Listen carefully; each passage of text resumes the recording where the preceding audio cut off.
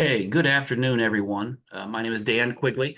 I am the Senior Vice President of Kirkpatrick Management Company. I work exclusively with the Association Division, which is all of your managers, all of your accounting team, your customer service reps, everything like that. They all work with me every day. Any questions, any problems, anything like that, they should be coming to me, and we should be taking care of you, hopefully, all the way through. One of the things I am a little bit dressed a little bit more casual today. I got my Pacers gear on. Tonight's a big night for state of Indiana, so we have a nice Pacers day here going. So that's kind of fun. Um, Kirkpatrick Management Company. If you're new to the to us, we are celebrating our 52nd year right now. Family owned. The Kirkpatrick family has owned it since 1973. The owner right now is Rob Kirkpatrick. He bought it from his dad in 1991, and there's still about a half dozen Kirkpatricks running around here all day, every day, doing different things throughout the company. Still very much a family business, still has a family feel to it. We're very proud. We just received our seventh top workplace from the Indy Star in a row since 2019. We've won one every year. Seem to be getting a little bit better every year, but that's what we're trying to do, and that's a big for our workplace because, as you guys know, as board members, there's not a lot of positive phone calls, positive reinforcement. Nobody tells you when you're doing a great job. Very, very, very seldom does that happen. So it's nice to be able to spread some happiness, some joy, some just a good culture through the company. So it's very important here at Kirkpatrick Management Company. Before I introduce our two presenters tonight, I do want to say I work for you guys, and you guys pay for my cell phone. So I'm going to give you my cell phone number, which is 317-847-0016. And if you are having trouble with your manager, or you're having trouble getting a hold of your manager's manager, or you're having trouble with your customer service, if something you're just not getting what you need, or the phones aren't being answered the way you like, text me, give me a call. I work better at text on the first round, and then I'll get your number in there and go. But listen, you pay for my phone, so I want to make sure your experience is exactly what you need. If you guys need it on purple paper upside down, we need to find a way to get it to you on purple paper upside down. So that's what we do here at Kirkpatrick. So anything I can do for you, that's what I'm supposed to do. Today, Kevin Endicott is going to be representing Kirkpatrick Management Company. He has his CMCA and his AMS, which are accreditations through the CAI.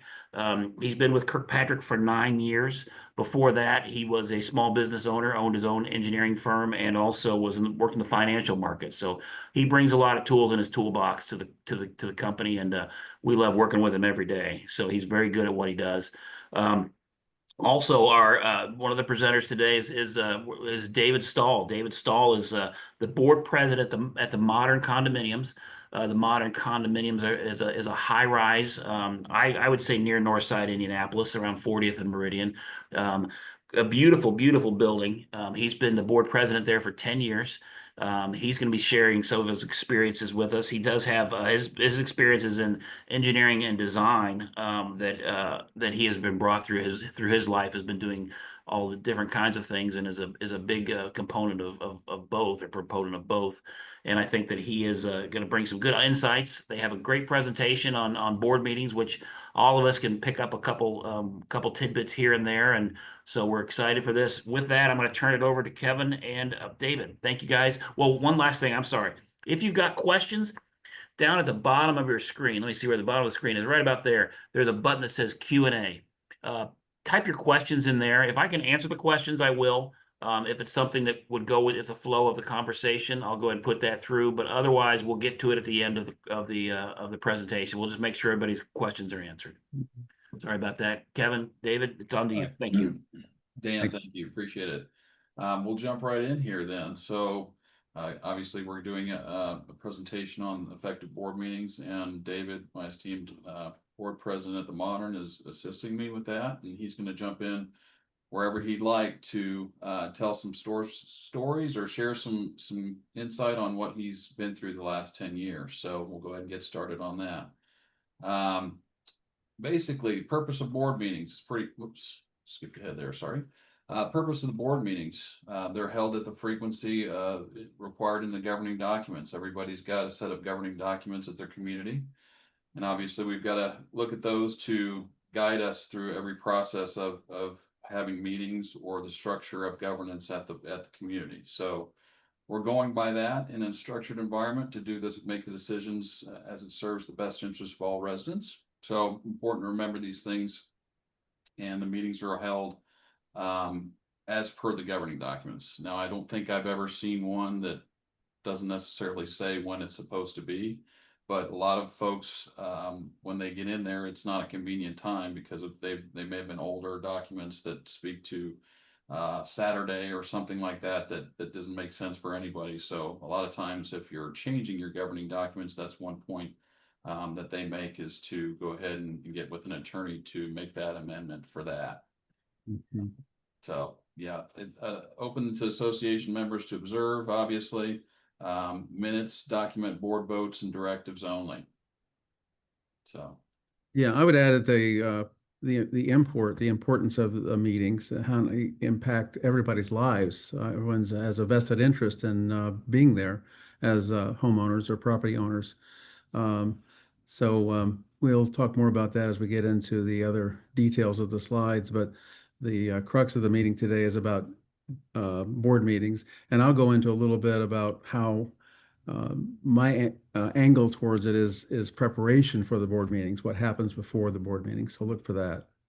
yeah, very critical. Thank you, David. Kevin, you're coming off a little bit quiet. If you could speak up a little bit more, that would be Oh, great. yeah, absolutely. Thank you. Okay, so next point here. Currently, for Homer's Forum, it's a privilege, not a right. So if you have owners that tend to speak up quite a bit at meetings, they obviously are only there to observe. And that's something that we work on quite a bit too, by having owners forum in certain parts of the meeting. So it's critical that we have, Robert's Rules of Order, and make sure that's observed during the meeting, so that no one tends to get out of order while they're actually having business conducted at the meeting. Right. Not to put too much emphasis on the whose rights and who doesn't have the right, but to make the meetings engaging and something that people want to attend in the first place. I think any board wants engagement, they want feedback, and they want help with this incredible duty that they're trying to perform as a volunteer. Um, so, you know, how you conduct yourself at these board meetings, how you present the board at the meetings, all those things go to your openness to transparency and ability to facilitate a meeting that's helpful to owners and something they want to come back to, if you will. So, Yeah, that exactly. David, do you want to tell us how you do your open forum? I know that's some. yeah, I do. Yeah. In fact, I now have two in case they have second thoughts. Let's see, actually we start with it now. And by the way, I've tried it various ways over 10 years. I was just elected for my sixth term. Um, so we start with an open 15 minutes. So that is a call in our email and our postings to get there on time. If you have anything to say, that's your opportunity. But now, since that works so well, and we generally end after 10 or minutes or so at this point, we got a lot of things figured out and solved. Mid-meeting, after the old business, in fact, which is usually a large portion of the meeting, we allow another 5 minutes, and usually it's not even taken advantage of. People don't even have anything, but it's just a check-in, and that allows for more and more engagement and transparency and allowing people to participate. So it's just something that we've been able to do. But we'll get into, time management, and the reason I can do that is because I know I'm going to be on point with the time, given a very tight agenda that we pay attention to. So Yeah. that goes. Yeah, that brings us right into the next slide as well. So time management for the meetings, but I'll add real quick before we move on, the the transparency again from what David was saying for doing it the way that he does it with the board, is that it gives that engagement a little bit more insight on what the board has already talked about to be able to answer, some questions more effectively that may come up about the session that's already been in progression. So, yeah, it's been great. So maximizing our time, these are all essentials of meetings, but you do prepare and follow an agenda for the meeting. That's something that David has always prepared and been very good at. It's been lengthy agendas, but that's because this community is very busy and it has many things and many moving parts. They do tend to go about 2 hours, which is typical for a busier community, and you want to try to limit that business to at least or to a minimum of 2 hours if you can possibly do that. Sometimes that's possible, sometimes it's not. I know with more business, it carries over just a little bit, but Yes, we've gone to three and more, and yeah. sometimes, yeah, yes. Yep, and then we utilize some form of parliamentary procedure, that involves the governance of the meeting itself, and that's always critical. It doesn't have to be structured like a courtroom, but it's also nice to have that order in place so you can move along appropriately and vote when things are called for and that kind of structure. So That point, Kevin, on the coming up with your own version or your own way of handling Robert's rules and whatnot is a matter of what your relationship, it speaks to your relationship with your board and how well you communicate and what's necessary and what's not. We can get there pretty quickly with just a couple of statements, and we know what's next. We know we need a second. We know we're open for discussion, and so that goes to adding efficiency to our meetings and getting things done as opposed to belaboring it with more process than necessary, if you will. yeah, very good. Yep, absolutely.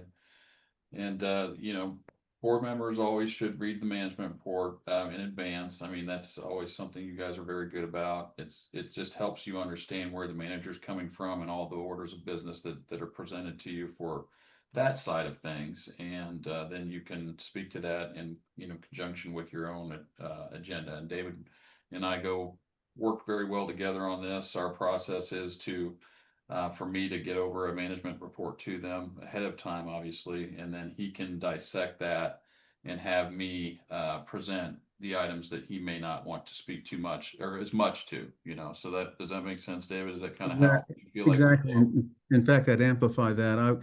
If there's a part of the management report that I think needs open discussion and open explanation, if you will, I will tell Kevin I want to lift that to the agenda. We'll bring that to the agenda. So in his report, he will say that or skip it and go on to other more rote business like repairs or whatever.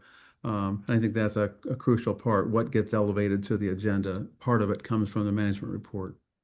Right, right. Yep, and then consider moving any business, for Q&A to the end. If it's typically long, we've already discussed that. Everybody can kind of utilize their own method, but the method that works really well for the modern is what we've stated before. And it's been great because you can do it up front, and then when they digest some more information from us, they can ask questions later that pertains to that information. Right. And, so save offline. Goes without saying, but save offline personal or social discussions for later. So there's been a handful of times I think, David, we've ran into folks that want to chitter chatter a little bit more, but that for the most part I think we don't have to deal with that as much, right? Yeah, it goes pretty well. Yeah. Yes. And David, I can't remember. You guys are completely in person, correct? Or do you do a hybrid of sorts? Do you? Hybrid, I'm against. It does not work. I've tried it. It's hybrid is where you have some people on Zoom and some people live. We've tried that, but certainly over COVID periods we did all Zoom. Now we're back to live. We're always live. And by the way, we get I'd say an average of, let's say, 18 people in addition to the board meeting. So it is an association meeting,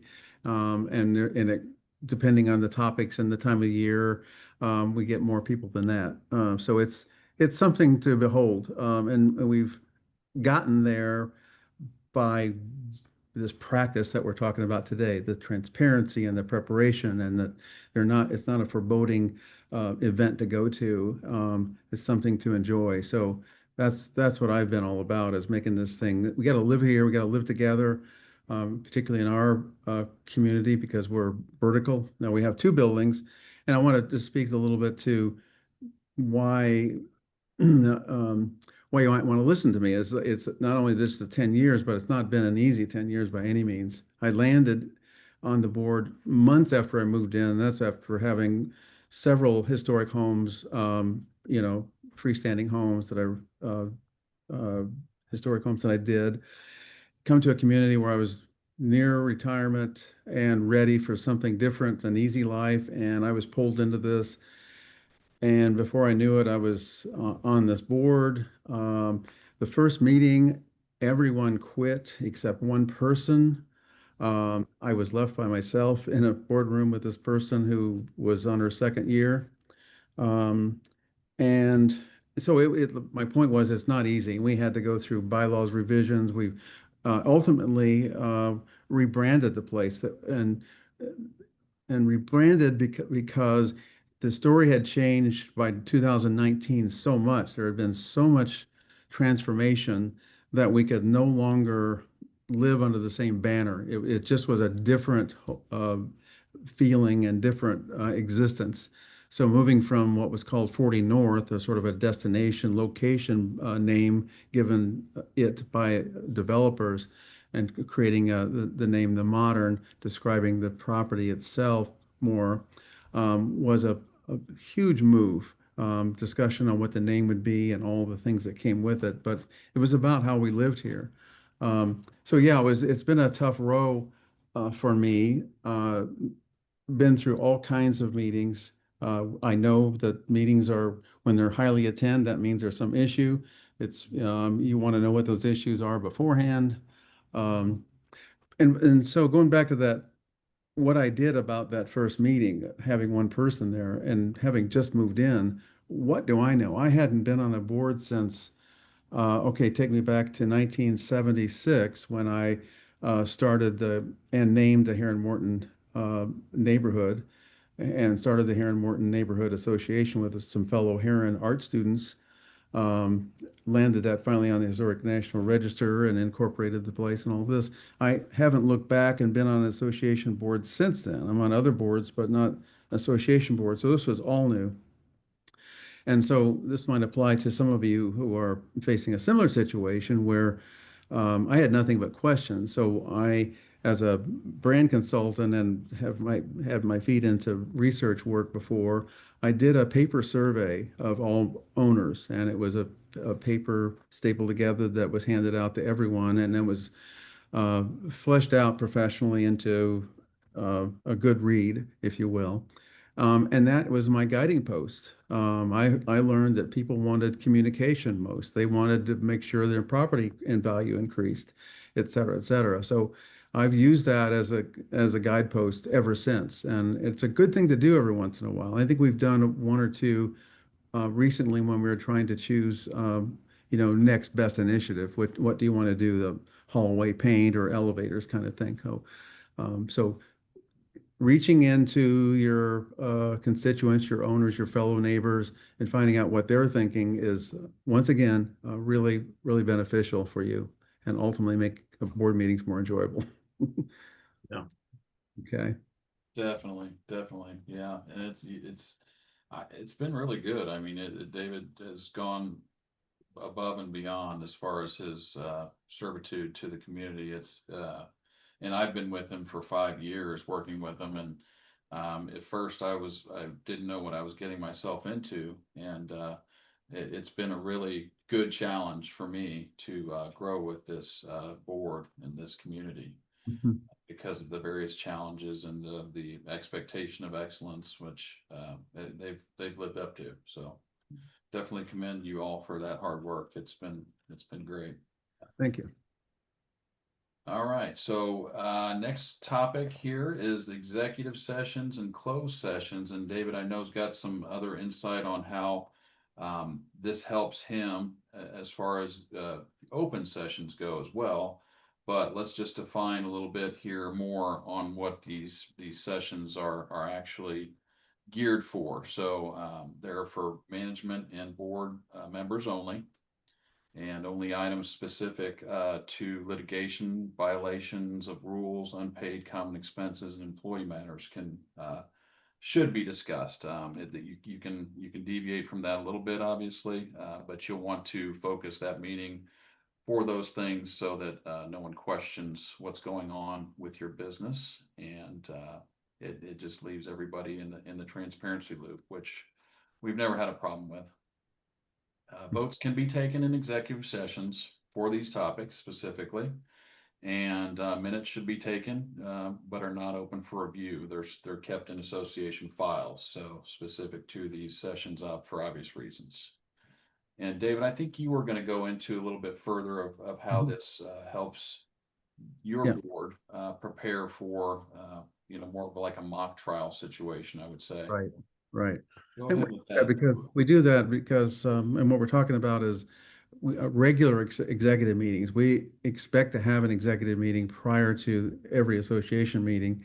And I guess I'm pretty sure we look at it as a bit of a rehearsal for the association meeting. Um, yes, we stick to the rules and we vote for the record on only those items we talked about, the litigation and personal matters and those things. But we also vet out with at least the board who are, what are the board? They're representatives from the general public. And I make sure I've got at least one person from both buildings. We've got two 7-story mid-rise buildings.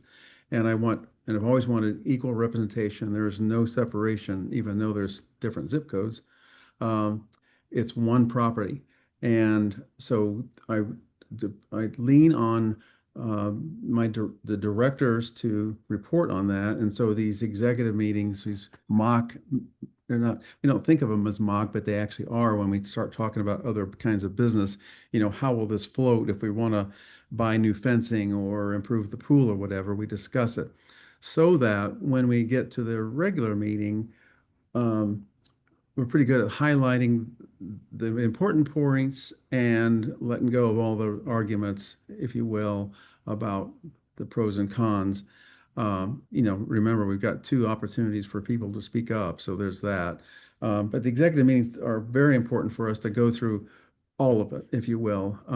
What will go in the newsletter prior to the meeting? What will not exactly all the meeting agenda. I tend to wait until the day before, the morning of, to do the agenda when it all starts to come in, and I check emails from everyone.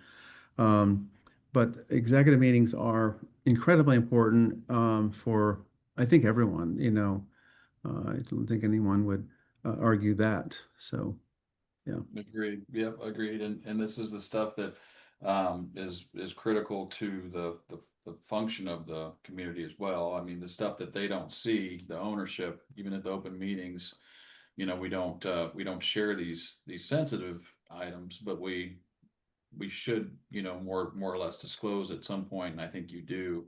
The fact that there's so many hours that go into these meetings with the delinquencies and that type of thing, that the litigation issues that no one else sees, that we want to insulate our owners from in a certain sense, but Right. there's nevertheless so much business that takes place in these meetings, especially with condos of your size. So Right. it's a very delicate and interesting session to be in.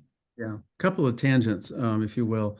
One is truly a tangent, and that is the term director versus just board member. Um, on every agenda, I have on a sidebar a list of the board with an email so people can contact them. Um, but if their title isn't an officer, a treasurer, secretary, otherwise, it's director because we're all directors, even myself. And so we refer to ourselves as directors in emails and whatnot. And that's, I think, important so that there isn't quite the separation between, we usually have 2 that are just directors at large with no Mhm. particular officer positions, but I consider them equally among all others. So just that term, I think, helps a lot in terms of equalizing things. Another thing is minutes, and it did take me a while to get those worked out, particularly when I've had, 5 or 6 different secretaries. One right now that's also serving as treasurer is probably the best we've had. But long ago, we determined, and I think we reached out for some help and advice um, from our association attorney to get them down to one page so that they're simple. And it's really a documentation of decisions. And now that what we're doing is making them not only decisions, but action items that go to one copy goes to the management for Kevin to address, and the others for officers to direct, if you will. So they are really action items now, a document of what happened. And yes, the regular association minutes are available to anyone on our portal. Um, Executive meeting minutes, not so. So. And so if I can ask you to kind of elaborate and discuss that. So the minutes are really kind of a tricky thing for everybody. Yeah. Some of them read like a 5-page novel and some of them but I think it's really just, and the way that Kirkpatrick looks at it is this is a business meeting and we want to make sure that we highlight and focus on the business at hand. And I think we like people to try and focus on, there's a question here, it says limiting minutes to votes and directive only seems inadequate to me. Would you elaborate? And I think probably the Greg Chandlers and Bushmans of the world would say, listen, to the less the better, but that's just because you're held accountable for those things. If you put on there, hey, we're thinking about doing a brand new sidewalk in 2025, if it's in the minutes, you can get in trouble on that. One of the questions that talks about the executive session, guys, is Darcy from Castleton Farms is asking, does your executive session include RFP reviews and selection and contracts, or are these discussed at the general meeting? I can take that. Sometimes there's certainly discussed. Let's see. There's so many of them, contracts and whatnot that flow through. So many of them Kevin handles, and we don't need to. It's a matter of fact that we've asked for the price that's under our $10,000 limit, where we have to get competitive bids, et cetera, et cetera. So we have a sort of a formality to that. When they are sort of proposals for ideas that require more discussion, and as such, discussed as an executive meeting, brought forth to the association meeting, minutes taken to that point on both.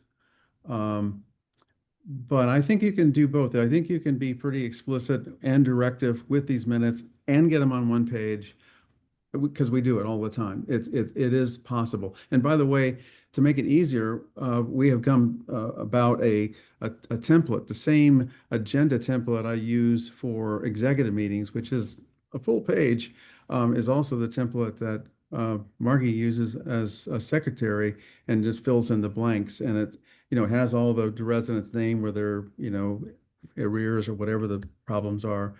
It's all there, and it's just a matter of developing that. And then when the next month comes, old business, you delete, new business you add, and it becomes a lot easier when you're not starting from scratch every month on these things.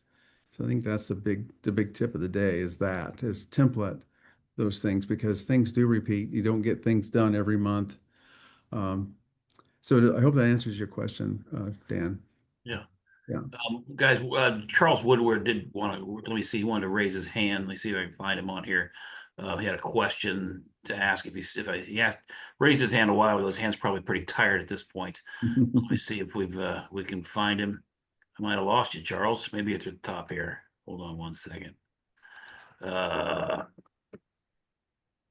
you are. Allowed to talk. Charles, you can go ahead and ask your question now, if you want to unmute. So now I can talk? You can talk now. You're good. Thank you, Charles.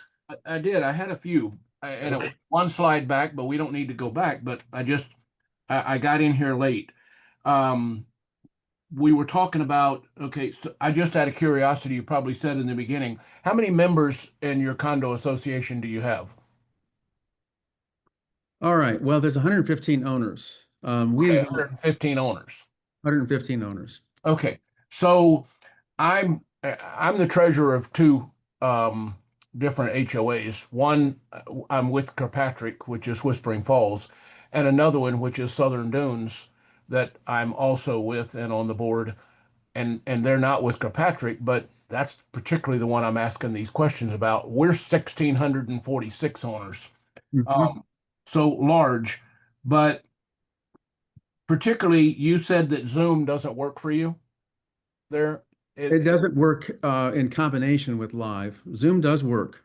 I know I love Zoom, and we actually use it in combination only because our residents, I mean, they want it. They really don't want to come sit in our meeting. We used to have the question and answer at the end of the meeting. Now we do it in the beginning. So because our board meetings last for 3 hours or better, Mhm. and people don't want to sit there the whole time. But I was just curious about that. And do you do monthly meetings? Yes. Oh, Okay, so we do too. Because we have so much, we have to. Um, and then now I want to go because you talked about executive meetings or exec meetings. When you're talking about your executive meeting, is it just the execs, the officers, or are you talking about all the board members? Just there's no homeowners involved. no homeowners, all the board. Yes. Okay. One of the things that we and I'm not I'm an exec or an officer, so maybe we should call it an officer meeting. We meet twice a month as officers and make a lot of decisions. I'm not really happy with that because I think the full board needs to make decisions. I was just again wanting to know, and you answered it. Your executive meeting is all the board members. Our executive meetings are only our officers. We have only board member meetings at the end of our meeting. If we need to discuss something that the homeowners can't be, then we kick everybody out and we have our meeting right then. And so you answer my questions. I was just more curious about how many members and all of that, and really curious about Zoom because we do it. We end up having a lot of people on Zoom. The only people who come to our board meetings as homeowners is if they have something they need to bring before the board and discuss. Mhm. And other than that, nobody comes and sits in and listens to our meeting. They go on Zoom and listen to it from there. Right. Well, Charles, if I had 1,600 members, I think I would do Zoom as well. So Yeah, it's amazing that we have 642 homeowners, but we have 1,542 homeowners that don't give a damn. that's right. Uh, Hey, and it's a shame, with that because it causes a lot of problems with our homeowners because we can't get a lot of things done Right. that we and need to do. Charles, I'd be remiss if I didn't tell you. I know this isn't with the Kirkpatrick people, but your meetings between the meetings, those are a little tricky. Those might get you in trouble. You're gonna have to call them something different. Yep. And any decisions you make, you're gonna have to, I think it's memorialize, or you're gonna have to actually bring those to the board meeting, or else there's nobody here from Southern Dunes on. You're good, but it's just one of those things where I'd make sure that those are done. Anything you decide, you bring up again at the board meeting because we call those planning sessions or things like that. You can call them all kinds of things, but if you call it a meeting, then the whole association is allowed to come. Yep, I know, and we Okay, don't just what we don't publicize it and we don't call it a meeting. I'm just saying that's our execs meet, but it's just really a meeting. It's just to keep us, on the same page and what we're doing. that's Mhm. fine. You said you weren't comfortable with it, and I don't blame you. Yeah, So, I'm not, and it's just not the way I've always done it in the yep, past. yep. And by All the right. way, while I have you on here, when all this is over with and you have time, give me a call. I have something to talk to you about. Okay. All right, I'll do that. But Thanks, Charles. that was my questions. Thank you very much. All right, Sure. no problem. No problem. I do And have another question. Another question here. Are you going to talk about annual meeting at all, or can I ask an annual meeting question, guys? no, go ahead. Yeah, we were going to, but yeah, go You ahead. are? No, we were not going Okay, to. so I'll go ahead. So at the annual meeting of the entire subdivision, is it appropriate to disclose how many homeowners are in arrears, if any, in dollars amounts?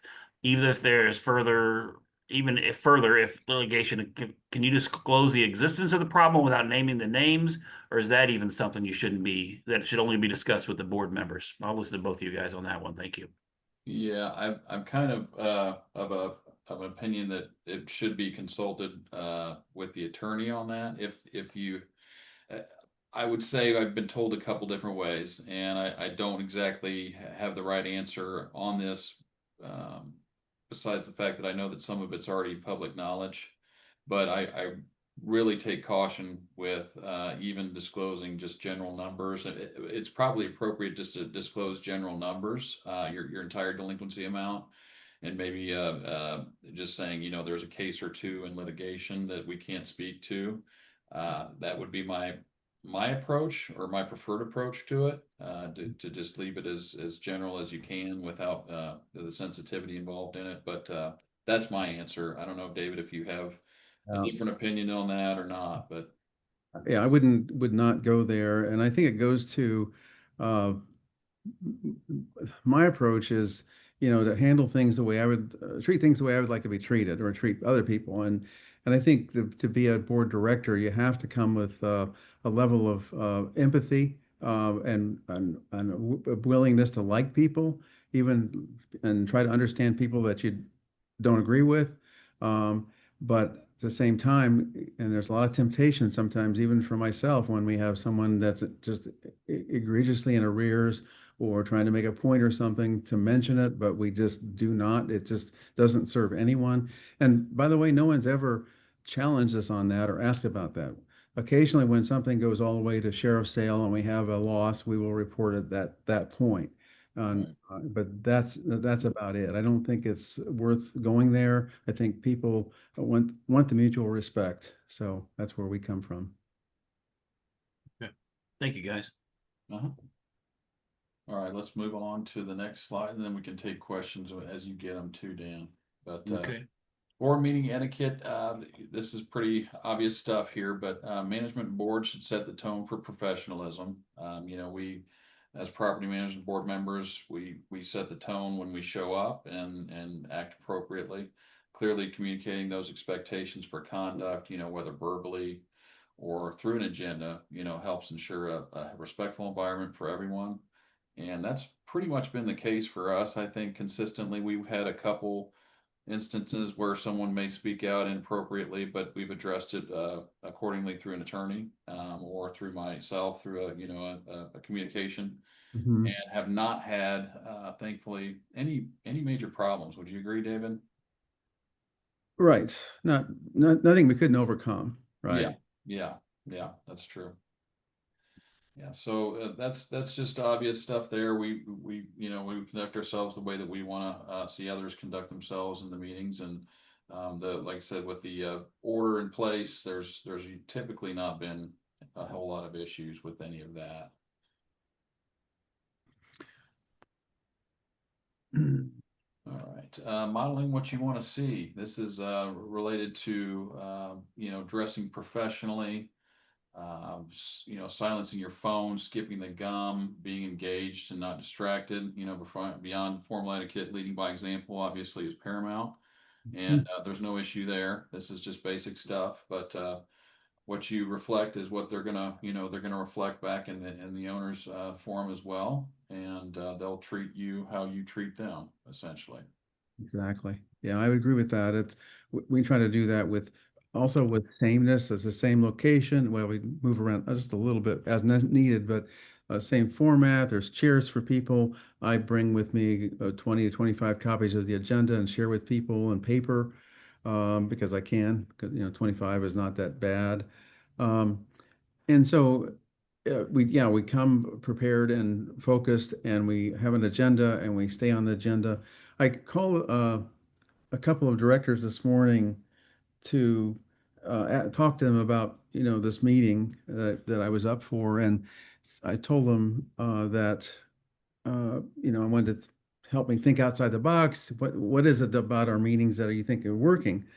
And the former board member was working, couldn't get back to me, but uh, the other director that was now on the board, uh, she said that it's what makes these meetings great is the legwork done before the meeting. She said, the agenda keeps us on task.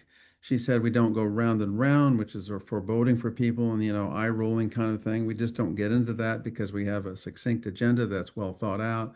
We have vetted it with the executive meeting. We know where we're going. Uh, And so we're just sharing information and sharing the business process in as professional manner as possible. And ultimately, people respect that, and that's what they want more of, and that's why they keep coming. So, Yeah, yeah, I can't speak to how well and efficient the meeting is ran, and I'm not saying that just to kiss up to David, but it is it's really refreshing to have an example of this happening and everyone working so well together. And when you get to the meeting, it's not like you're going to be presenting these items 2 or 3 months down the road, because we've already addressed it and came to a formal decision, whether it's tabling tabling the discussion or tabling the vote. It's all there, and then everyone, when they go to the next meeting, they know something else is going to happen, and it's not going to be inefficient. It's going to be, we're voting on this now because we've tabled this other item and so forth. So I think that's always very important. You don't waste anybody's precious volunteer time, for one. And, everyone's not just looking at each other like, well, I thought we discussed this already, and you did, but you didn't actually document what the formal vote or the formal decision was made from that discussion and so forth. So right. that's been great working with you guys on that. Thank you. All right, now there's just some frequently asked questions here, and then I think to follow this is going to be an open discussion of sorts too, so that we can maybe just kind of combine those into one. But I think this is more of a question for the manager and the board president, because not always does this happen to where the board chairs their own meetings, and that's what we want. But I think at some point, as a manager, we've all run into some experience in the board not knowing how to run a meeting as effectively, and they do rely on us more heavily to do so. And we're okay with that to a certain extent, but we will coach you to getting into that chair position properly. And that's my perspective on it, at least. I know that there will be pushback sometimes that say that, the manager should run the meeting, but essentially, no, that's not the case. It should be the board that's actually running the meeting and chairing the meeting in some form or fashion. So that's where that question comes from. So if you're not doing that as a board member and you need some assistance, that's fine. That's what our job is to do, to guide you and coach you on that. But essentially, you'll want to get into that role sooner than later. And then another question, David, you chime in wherever you want, or Dan. Should we be taking the minutes?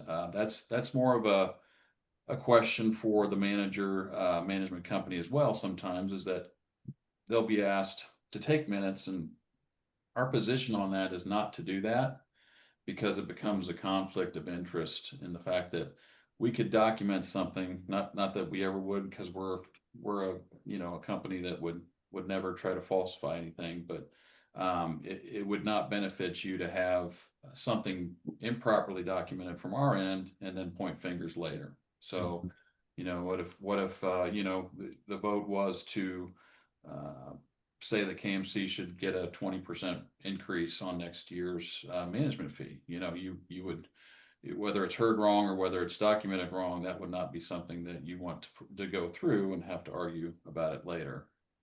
So that's that perspective. Should I speak up if I see the board doing something that is not correct or legal? Of course, yeah, that's a given. You may do it in a way that is a little bit softer, I guess I would say, to say, because we're all in front of people, and if there's something you see that you aren't sure on, even as a manager or another board member, you want to be able to consult the attorney for it. We just kind of stop the discussion at that point, I think, and say, hey, let's look into that a little bit deeper and make sure we get a legal opinion on that before we move forward. And that's how I would handle it. And I'm sure David would maybe handle it similar. Agree. I think our biggest thing on that is really just the delinquencies. Sometimes, we gotta make sure that, I think David talked about just making sure our motive, check your motives sometimes. If you're not mowing behind, Mrs. Peterson's house because she owes you a couple grand still, or, something like that. You just gotta be pure and, not pure, but I mean, you gotta do your best business practices. And that's really kind of what all of us have to step in every once in a while and say, okay, wait a minute, we're taking this personally, or we're doing whatever.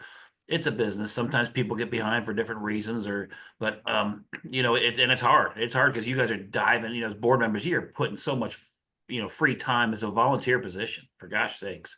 So you shouldn't have to put up with stuff like that, but it does flow your way. So that's really, a lot of it comes from things like that. Because usually if you're making the best business, decision, you guys have done your due diligence. You've looked at all the information available and making a decision. It's going to be legal what you're doing. So I think that's usually the best thing on that. Mhm. Yeah, agreed. Yep. And David kind of already talked about this in a previous slide, but how formal should you be as it relates to parliamentary procedure? And David, you want to just talk about that real quick again, just to make sure everybody heard that part? Uh, to the extent of getting the business done without offending anyone, sensibility about that with regard to proper procedure sometimes, and you have to sort of feel it out with the audience. I got to the point where it was an understanding of how we do business, and that is to roll with it and get her done, if you will. So, um, perhaps if I stop to think a minute, when we've had some more contentious things like revising the bylaws and whatnot, it's a little different day. We might be a little more buttoned up for certain on those kinds of things. We're more buttoned up even getting prepared for that meeting, those kinds of meetings, and we've certainly been there. So it just makes a difference. It kind of makes a difference on what the topic is. If you're buying a new lawnmower, or if you're changing the bylaws, on how you handle that. But so you sort of find your own way. But just know that you can simplify it, and people might appreciate that. As long as you're asking for a discussion, asking for seconds on motions, and not making the motions yourself, if you will. Those kinds of things. Kind of common And sense. And I have found that the larger the board, the more the need is for a parliamentary procedure, Right. because it's just, I have a high rise in Jeffersonville, Indiana, with 9 people on the board, and that's a lot of opinions on a lot of different things. And so but if it's just the three of you and you're sitting around somebody's kitchen table and deciding, things like that, it can be a little bit more informal. But the larger the project, like you said, just, you got to buckle it down a little bit more. So I agree 100%. Yeah, we have 5 members, 5 board Yeah. members. Yeah. Yeah. Yeah, perfect. All right, so how should you handle owners continually talking or asking questions during the meeting? I haven't had that experience too much. Every now and then it gets a little bit hairy with folks, talking in the background when maybe things are, over a certain topic. But just common courtesy, just to ask them, politely to respectfully yield until the end of the meeting, or to the proper session of when the questions and answers could be given and taken on that. And David, you got anything to answer on that, or add to that? There's been times when I thought about buying a mallet, but I haven't. Never. So, one technique is just for everyone just to stop and let those annoying people speak their piece, or they understand the silence, and we can move on from there. Or I've asked them that we need to move on politely, and there's been a case or two where we just asked them to leave because they are interrupting the meeting. So it depends on who it is and how much a disturbance it is. So. Yeah, very true. And I would say if you are expecting an owner to be contentious at the meeting, that especially at annual meetings, it seems like these things pop up sometimes just because. But don't hesitate to spend the money on a security firm, a private security firm, or ask a friend, or law enforcement professional of some kind to show some authority at your meeting, and pay them a little bit to do that. It's not worth trying to be that person or expect someone to be that person at the meeting that's not trained in formal law enforcement or how to de-escalate those types of situations. So Right. not worth it.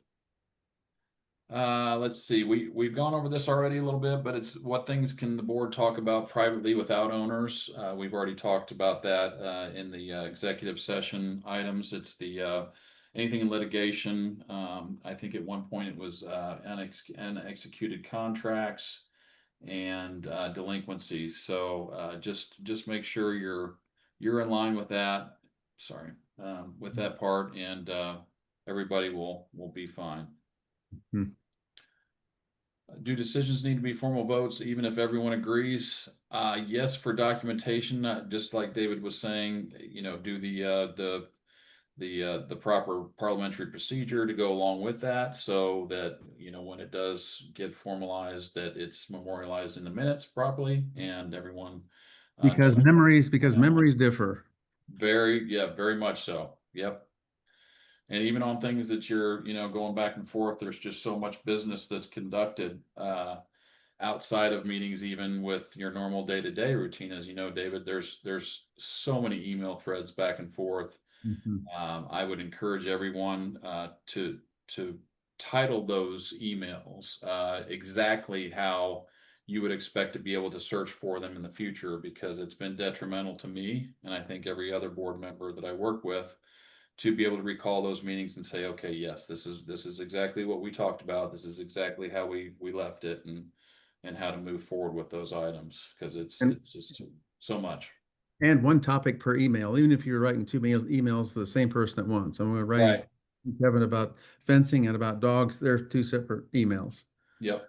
Yep. And that's I don't care if there's more emails to deal with at that point, but yeah, you can't intermingle the two. It'll just be a mess in the end of at the end of it. So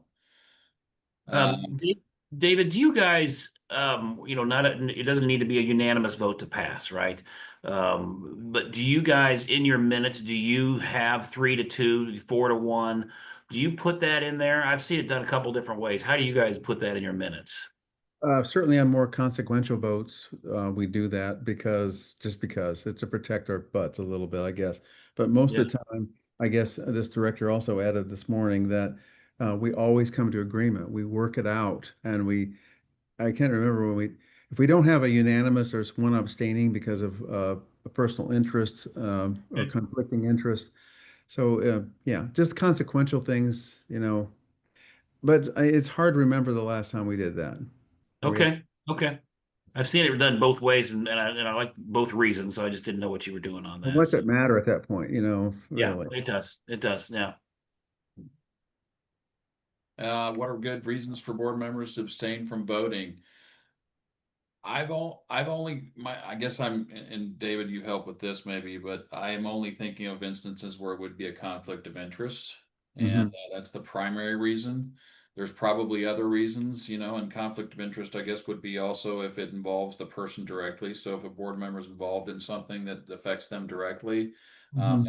I think that's considered a conflict of interest as well. So it would just be they abstain from it for that reason.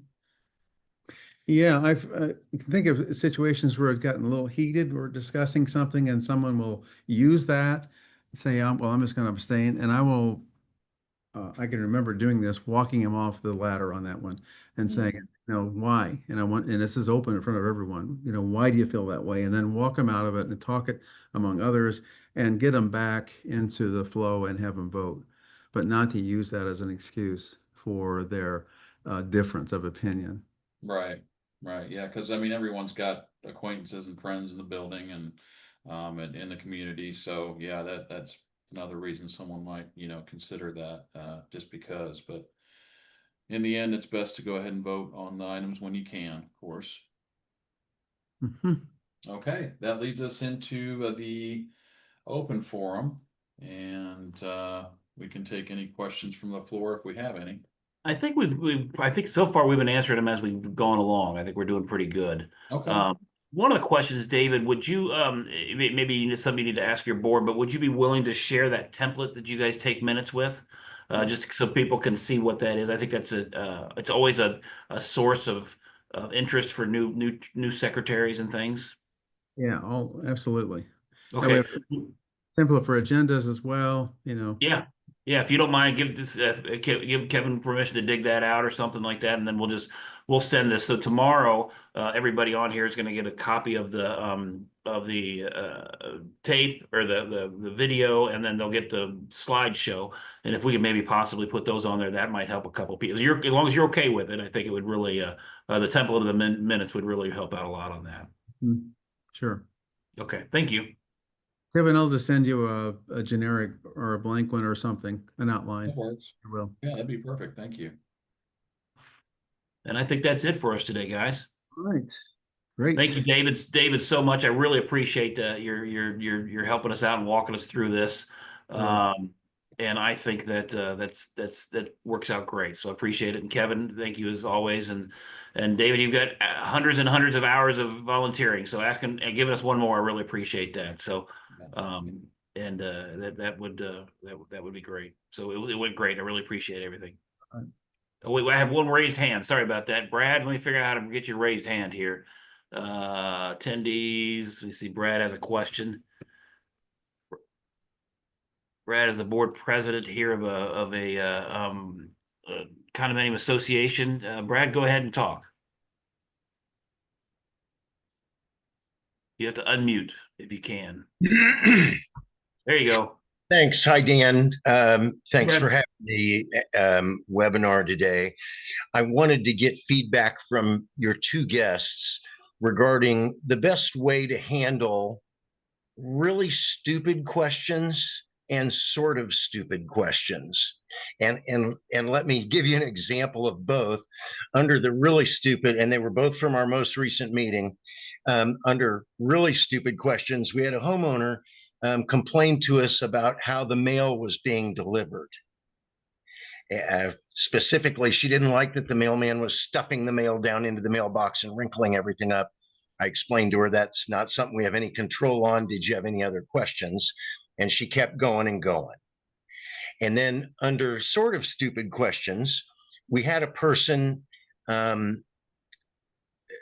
suggest, hey, the board should consider doing this item. And I don't want to bore the other attendees. It's something very specific to our layout. But it was an item that I knew, and I knew my other board members well enough to know that it's not something we would ever consider doing. What's your best way to handle tricky situations like that? Well, I would use the empathy card with the mail problem. I don't think there's any, and you've heard it said, there's not a dumb question. And the reason they say that is because there's something behind it. There's some other frustration or whatever, or maybe this person just leads a very simple life and this is really traumatic for them. And that's why you draw the empathy card and try to listen to them and see if there is any way you can help them. That's the way I would handle that. If they, keep repeating that and we have someone that kind of does that,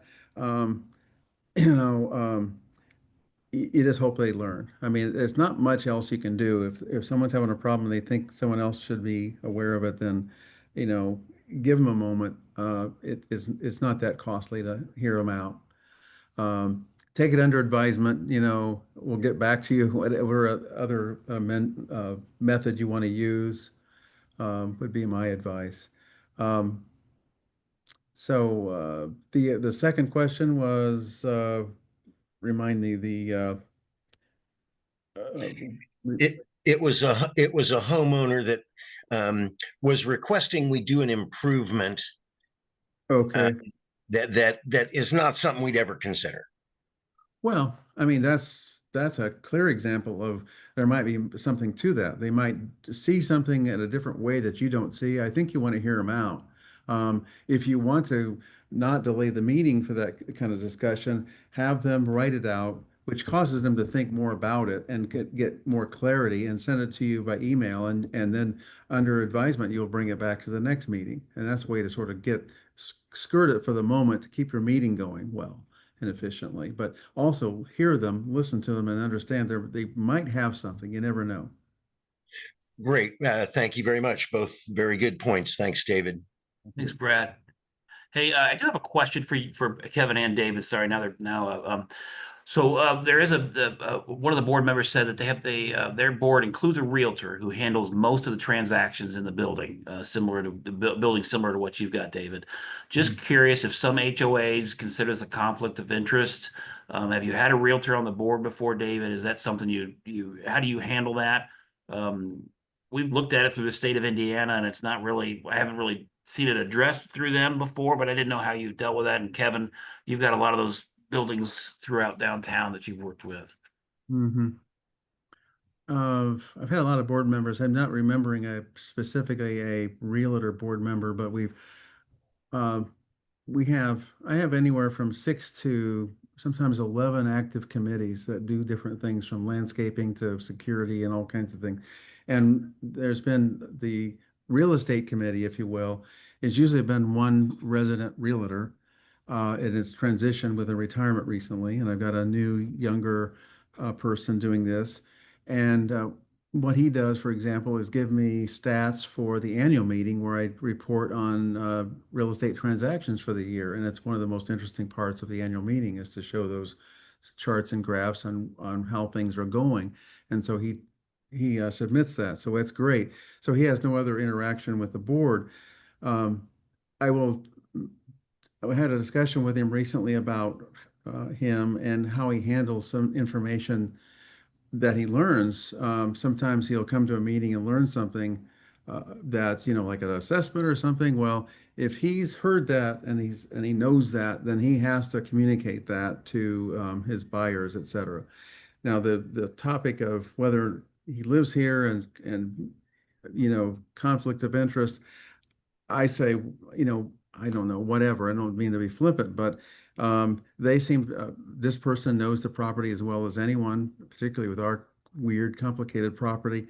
So I give them, well, I can't promote them directly. I encourage them and encourage people to at least talk to them.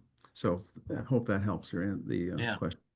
Kevin, have you seen anything done like that? No, I would say the distinction between it being, an issue or not is whether they would ever have any, disclose any information that's, board sensitive, to executive sessions. That's where I would get concerned, but yeah, otherwise I'm not. And I like the idea that David's got with that, real estate committee. I mean, there's a lot of, there's a lot of committees that you could do out there, and your building has a lot of realtors in it. They would probably all like to, them to make sure everybody knows the rules before they come in. I mean, you can make it a different thing and very productive, I think. Put it to work. Yeah, I like that. Yeah, that's good. Thank you, Ann. One question, and then Eric Jones has a question. As board president, do you voice your opinion first, last, or never, David? Opinion of what? Like on any votes or anything like that? First, last, or never. I don't understand. Would do you voice your opinion on a subject first, last, or never? I mean, do you open it up, or? That's a tough one for me. I try to catch myself, both couch and catch. Sometimes it's necessary. People tend to, if you'd ask people around here, they look to me not as the smartest person, but maybe the person with the vision for the place. I've always had a sort of a vision where we're going. We've sort of latched on to what our true north is, that how we'll handle this property in a restorative method and not a remodel method kind of thing. So in that realm of things that are visionary or projects that are optional, beautification or otherwise, I might lead with it for good reason and good intent, nothing to do with myself or my own personal ownership. Other times I know best not to say anything. So it again varies and differs. Okay. Yeah. And then Eric Jones, you had a question. I think you're okay. If you want to unmute, you can ask that question. Yes, Dan. I'm new on our board. Tonight's meeting will be the first time that I'm part of the five member board, and so I'm kind of learning as I go. But over the last 4 years I've lived here, I've attended a bunch of the meetings, and a couple things that have came up the last few times. When our place was built, there was 8 other communities just outside of here that we're entangled with as far as our CSA. And when we got the company that we pay our CSA to was the same company that was our HOA. And then over time, we became unhappy with them as far as them being our HOA. So we got you guys, but our CSA payment still goes to the old company in a separate payment. My question to you is, with you guys' experience, how difficult is it, if at all, to distance yourselves from the other 8 communities? Because a lot of the stuff we're seeing in our CSA, like dams and stuff like that, we're really not, a lot of us don't feel like we should be entangled with, but we are. So I Sorry, can, sorry if it's a dumb question. I hate that's a dumb question. But it is something that comes up. Like, why do we do this and why do we do that? We understand as far as the street lights and some of the Yeah. common ground areas, but some of the stuff don't make any sense to us. So I've seen it's kind of almost like when I was growing up, they used to say Texas was going to secede from the Union and become its own country, I think. So it's kind of hard to do that. I've seen it done once before, where they got enough they got enough votes. They had to pass an amendment, and an association kind of broke away from their master association. I think that's what you're talking about as far as the CSA. But most of the time, it's very difficult, and it's just it's a tricky thing because you guys share utilities. There's shared services that you get. And so I would say 9 times, maybe more, 19 times out of 20, it's not able to be done.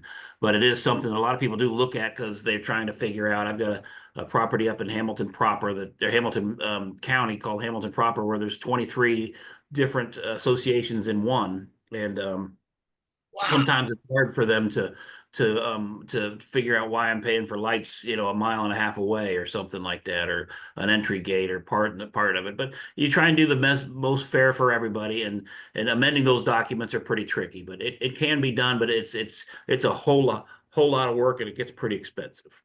Okay, thank you. Okay.